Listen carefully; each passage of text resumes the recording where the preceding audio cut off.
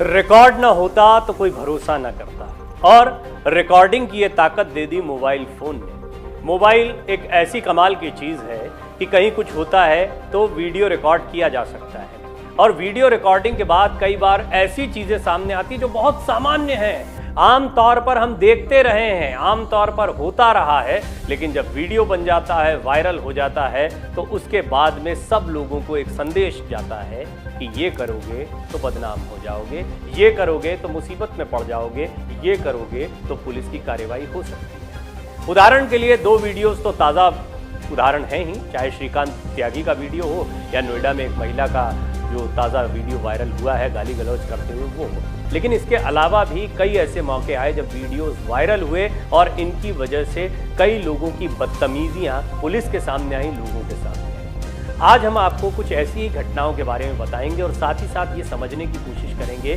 कि समाज में ये वायरल वीडियोस कितना बदलाव लाते हैं, क्या इसमें कुछ सकारात्मकता भी है, इसको भी जानने की कोशिश करेंगे। चुगलबाजी तो होती है, हम देखते हैं कि लोग इसका बहुत मज़ा भी लेते हैं, सोशल मीडिया पर जमकर कमेंट होते हैं, मीम्स बनते हैं, तमाम चीज़ें होती हैं, लेकिन साथ ही साथ एक मैसेज भी जाता है कि इस तरह की घटनाएं समाज को किस तरह से गलत संदेश देती हैं और ऐसे लोगों के खिलाफ कार्रवाई हो सकती है।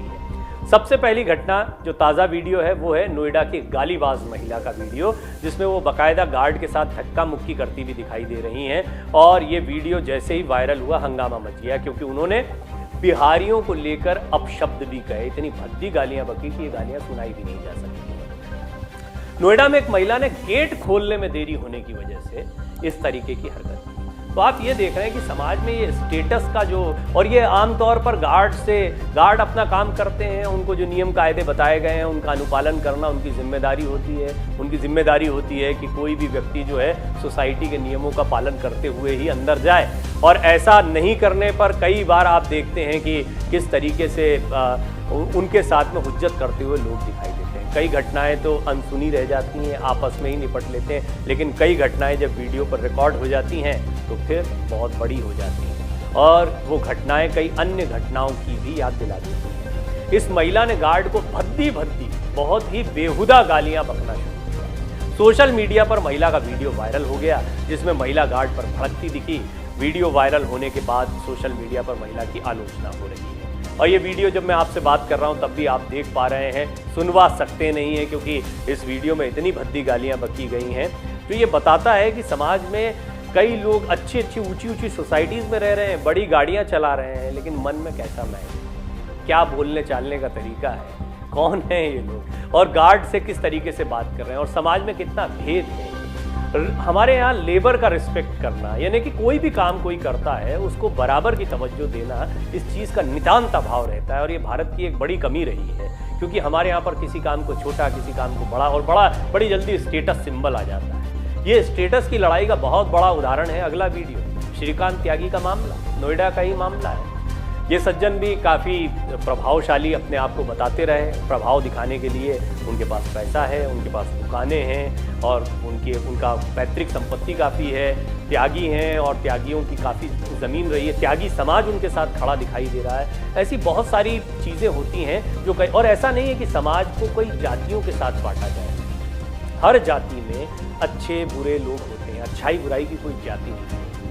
त्यागी समाज से बहुत ही महान और अच्छे लोग भी समाज में आते हैं, अच्छा काम करने वाले भी सामने आते हैं, लेकिन उत्तर प्रदेश के नोएडा की ग्रैंड ओमेक्स सोसाइटी में महिला से अभद्रता, गाली गलौज और धक्का मुक्की करने के आरोपी श्रीकांत त्यागी को जब गिरफ्तार किया गया तो ये वैश्य समाज और त्यागी समाज के बीच की लड़ाई भी होगी। हालांकि ये राजनीति से प्रेरित है, पूरे समाज को इसमें नहीं, और समाज के कई लोग भी इसका विरोध करते आपको दिखाई देंगे क्योंकि इस पर राजनीति हो रही है।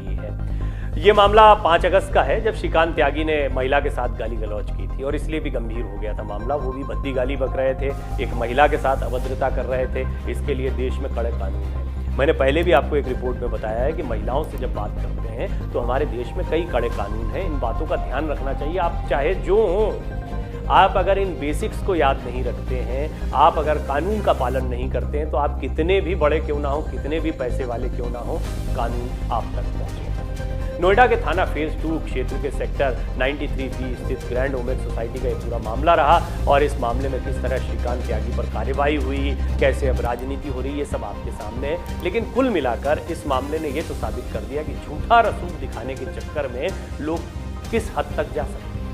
एक और मामला थोड़ा सा पहले जाते हैं। लखनऊ का ये मामला सामने आया था और ये भी रिकॉर्ड नहीं होता तो शायद भरोसा नहीं होता, लेकिन आमतौर पर ये घटनाएं होती रहती हैं। लखनऊ में 30 जुलाई को 20 सड़क पर एक लड़की द्वारा कैब ड्राइवर को थप्पड़ मारने वाली घटना सामने आई। दो घटनाएं देखिए, मैंने आपको श्रीकांत त्यागी की घटना में बताया कि महिलाओं का सम्मान है, लेकिन पहली घटना जिसमें महिला ही अपमान करती दिखाई दे रही है और ये दूसरी घटना, इसमें भी महिला ने कैब ड्राइवर को 20 सड़क पर गाली दी और धनाधन थप्पड़ मारने शुरू कर दिए, गाली गलौज भद्दी गालियां बकते। तो ये बात सिर्फ महिला पुरुष तक सीमित नहीं। उत्पीड़न किसी भी तरह का हो, किसी को भी छोटा बड़ा समझ के आप उसका अपमान करते हैं तो ये गलत है। तो बात महिलाओं के सम्मान की है, साथ ही साथ में महिलाएं भी सभी लोगों का सम्मान करें और जब वो इस तरह की कोई चीजें करती हैं, वो रिकॉर्ड हो जाती है, तो फिर ये लोगों पर छोड़ दिया जाता है, कानून पर छोड़ दिया जाता है कि उनके खिलाफ क्या कार्रवाई की जाए।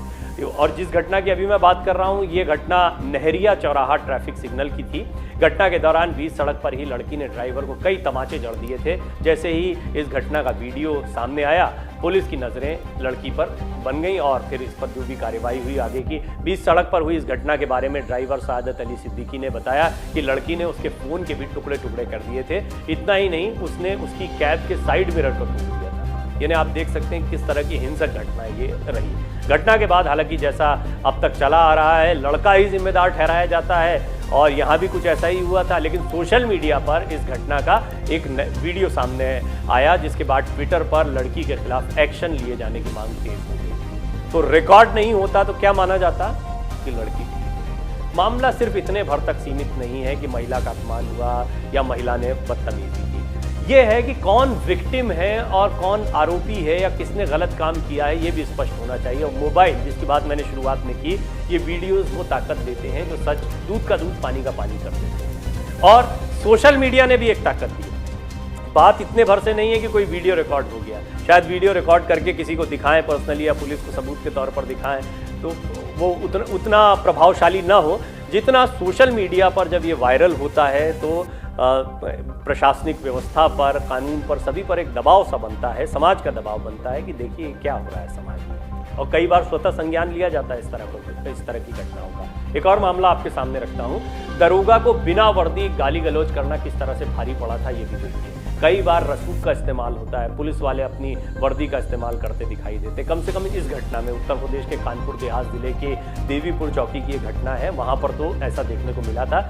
यहां तैनात एक दरोगा का ऑन ड्यूटी रंगबाजी का वीडियो वायरल हो गया। अब कोई भी कहेगा भाई पुलिस वालों की इस तरह की हरकत तो आम होती है, लेकिन जब वीडियो वायरल हो जाता है तो उसका इम्पैक्ट बहुत अलग होता है और ये कई और लोगों के लिए, कई और पुलिस के अधिकारियों के लिए एक सबक की तरह होता है।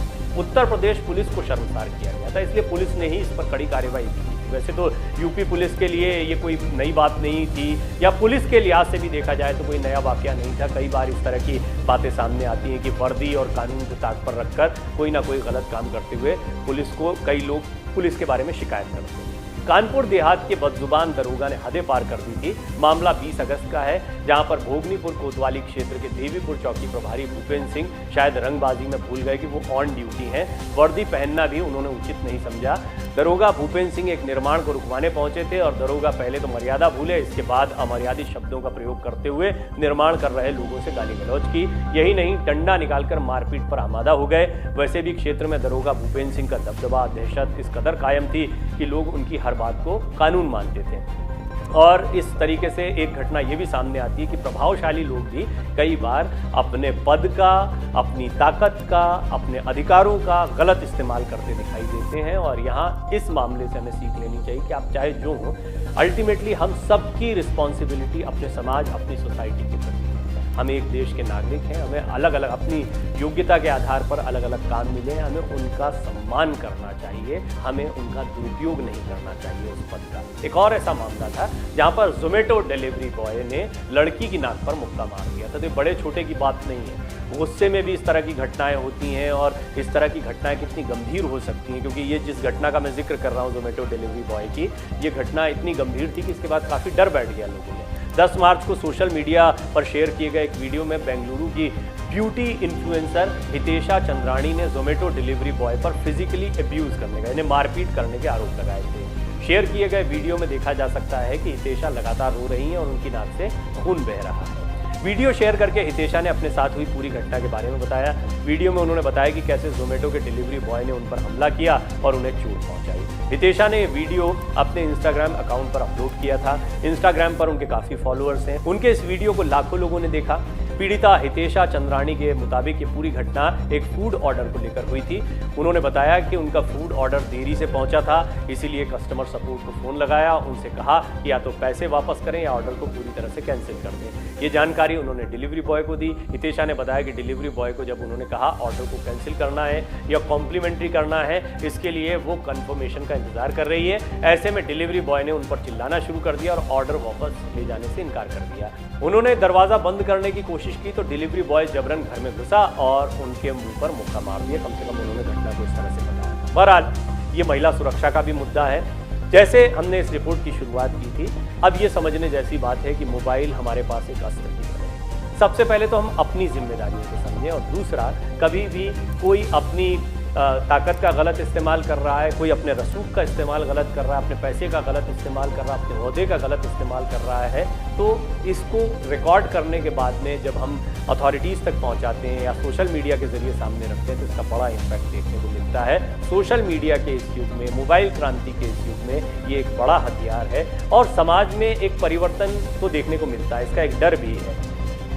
पत्रकारिता को लेकर भी ये कहा जाता है पत्रकार बहुत सजग होते हैं, लेकिन अब हम देख रहे हैं कि ये पत्रकारिता जो है वो सिमटी नहीं है पत्रकारों तक। हर व्यक्ति के हाथ में मोबाइल है, सोशल मीडिया प्लेटफॉर्म पर उसे अपनी बातों को, अपनी खबरों को रखने की एक स्वतंत्रता मिलती है। इसमें जिम्मेदारी बरतना भी बहुत ज़रूरी है। हम देखते हैं कई बार फर्जी खबरों को भी वायरल किया जाता है, गलत तरीके से वीडियोज़ को अपलोड किया जाता है, गलत नैरेटिव पेश करने की कोशिश की जाती है। इन चीज़ों का भी ध्यान रखने की ज़रूरत है। अगर इन चीज़ों का ध्यान रखते हुए सही चीज़ों को उजागर किया जा रहा है तो हम समाज में एक सकारात्मक संदेश दे रहे हैं।